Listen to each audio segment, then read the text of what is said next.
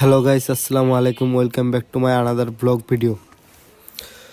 অনেক দিন হলো বাইকের মাইলেজটা খুব খারাপ দিচ্ছে, মানে 30, 32, 35 দিচ্ছে। হাইওয়েতে মনে করেন যে 35 দিচ্ছে। তাই বাইকটা ঠিক করার জন্য চলে আসলাম গাইবান্ধা রেলগেটে। এখানে এসে প্রথমে এক ভাইকে বললাম যে ভাই, আমার বাইকের এই যে মাইলেজের একটু সমস্যা, ঠিক করা যাবে? উনি বললো হ্যাঁ, ঠিক করা যাবে, আপনি বসেন, আমি দেখতেছি কি করা যায়। তারপর উনি ওনার মতো মনে করেন যে সিটটা খুলে কার্বোরেটরটা দেখলো একবার, দেখার পর এয়ার ফিল্টারটা দেখতেছে।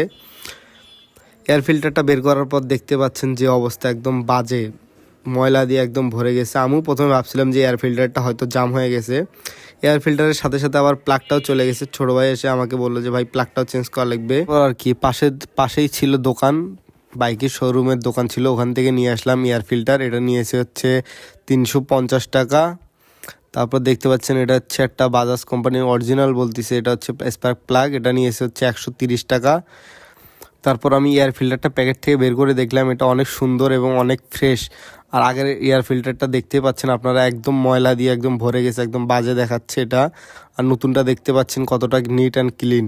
তারপর বড় ভাই কাজ করতে করতে আরেকজন বললো যে ভাই, আপনার ব্রেক লিভারের হচ্ছে অয়েলটা একদম ময়লা হয়ে গেছে, এটা চেঞ্জ করতে হবে। তারপর আর কি ছোটো ভাইকে বললাম যে ভাই, এটা একটু চেঞ্জ করে দাও। ভাই বললো যে একটা অয়েল পট নিয়ে আসেন, আমি ঠিক করে দিচ্ছি। তারপর ভাইকে একটা অয়েল পট এনে দিলাম। ভাই আবার অয়েলটা এখানে ঢালতিছে, ঢালার পরে কাজ হবে। ঢালার পরে যে ঢালতিছে ভাইটা, ঢালার পরে এখন প্রেশার আনা হবে। এই যে এখন প্রেশার আনা হচ্ছে, কারণ প্রেশার না আনলে বাইকের ব্রেকটা কাজ করবে না ভালোভাবে। প্রেশার নিয়ে আসার পরে অটোমেটিক এটা আবার কাজ করা শুরু করবে। ভাই তারপর এয়ার ফিল্টারটা লাগাই দিল, স্পার্ক প্লাগটা লাগাই দিয়ে সিটটা এখন ভালো করে লাগাই দিচ্ছে। তারপর ছোটো ভাই বলতেছে যে ভাই, হাওয়াটা একটু চেক করে দেয়। আমি বললাম আচ্ছা ঠিক আছে, হাওয়াটা একটু চেক করে দেন, আমার কিছুদিন হলো বাইকটা স্কিড করতেছে, তো একটু হাওয়াটা চেক করে দেখেন। ভাই বললো যে আপনার পিছনের চাকায় তো হাওয়া অনেক কম আছে, আমি হাওয়া দিয়ে দিচ্ছি। আমি বললাম আচ্ছা ঠিক আছে, হাওয়া দিয়ে দেন, 45 থেকে 50 দিয়ে দেন, সামনের চাকাটা একটু চেক করিয়েন। বেসিক্যালি আমার গাড়িটা দুইজন মিলে ঠিক করতেছিল। বড় ভাই মনে করেন যে আমার পিছনের চাকা ব্রেকের পটটা দেখতেছিল, যে পটটায় ব্রেক অয়েল কতটুকু আছে। আর ছোটো ভাই সামনের চাকায় আবার হাওয়াটা মাপতেছে, যে হাওয়া কতটুকু আছে, হাওয়া কী পরিমাণ দেওয়া লাগবে। বড় ভাই পিছনের চাকার অয়েল পটটা খুলতেছে, খোলার পর দেখতেছে যে অয়েলটা একটু কমে গেছে সামান্য পরিমাণ, আর অয়েলের ওই রাবারটা একটু ভাঁজ হয়ে গেছে। তারপর অয়েল পটে অয়েলটা দেওয়ার পর ভালো করে এটা পরিষ্কার করে নিতে হচ্ছে, তাছাড়া এই অয়েলটা যেখানে পড়বে সেখানকার রং পুরোটা সম্পূর্ণ উঠে যাবে। এটা ভালোভাবে পরিষ্কার করে ভালো কাপড় দিয়ে না ধুলে এটার অবস্থা একদম শেষ হয়ে যাবে। তারপরে সব কিছু কাজ শেষ, বাইকটা ওরা মোছা দিয়ে আমাকে রেডি করে দিচ্ছে। দেওয়ার আগে বলতেছে ভাই, একবার টেস্ট ড্রাইভ দিয়ে আসেন। আমি বললাম যে বাইকের একটু আরপিএম রেঞ্জটা একটু দেখেন কি অবস্থা আছে, আর গাড়ির টানটা একটু দেখে আসেন। গাড়ি তো এখন air filter spark plug change করলেন। উনি বলতেছে আচ্ছা ঠিক আছে, আমি চেক করে দিচ্ছি, গাড়িটা আমাকে বাইর করতে হবে। আমি বললাম আচ্ছা ঠিক আছে, আপনি বাইর করে চালিয়ে দেখেন কি অবস্থা আমার গাড়িটার।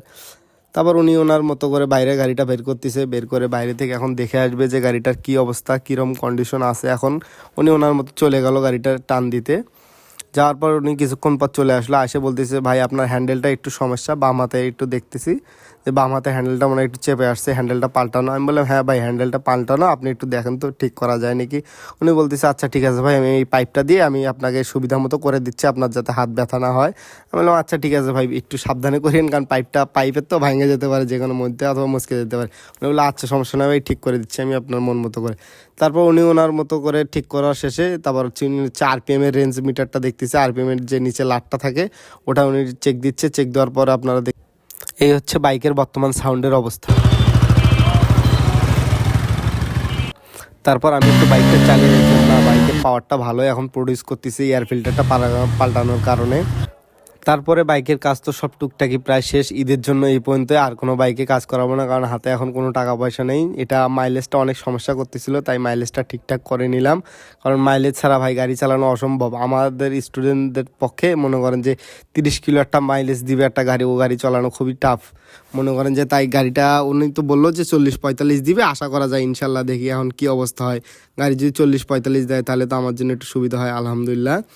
তারপর গাড়িটা দেখলাম, একটু চালাই দেখলাম, গাড়িটা না ভালোই আছে এখন ঠিকঠাক। এয়ার ফিল্টারটা চেঞ্জ করার পর, স্পার্ক প্লাগটা চেঞ্জ করার পর, চাকায় হাওয়া দেওয়ার পর গাড়িটা এখন ভালোই দৌড়াচ্ছে, এবং গাড়িটার রানও একটু ভালো দিচ্ছে, তা আগের থেকে অনেকটা বেটার দিচ্ছে। তারপরে আর কি আমি এখন গাইবান্ধা সরকারি কলেজে একটু ঢুকলাম, ঢুকে একটু দেখতেছি গাড়িটার একটু ভিডিও করবো, সেজন্য সামনের দিকে এখানে চলে আসলাম। আজকের ব্লগটা এই পর্যন্ত, সবাইকে ধন্যবাদ।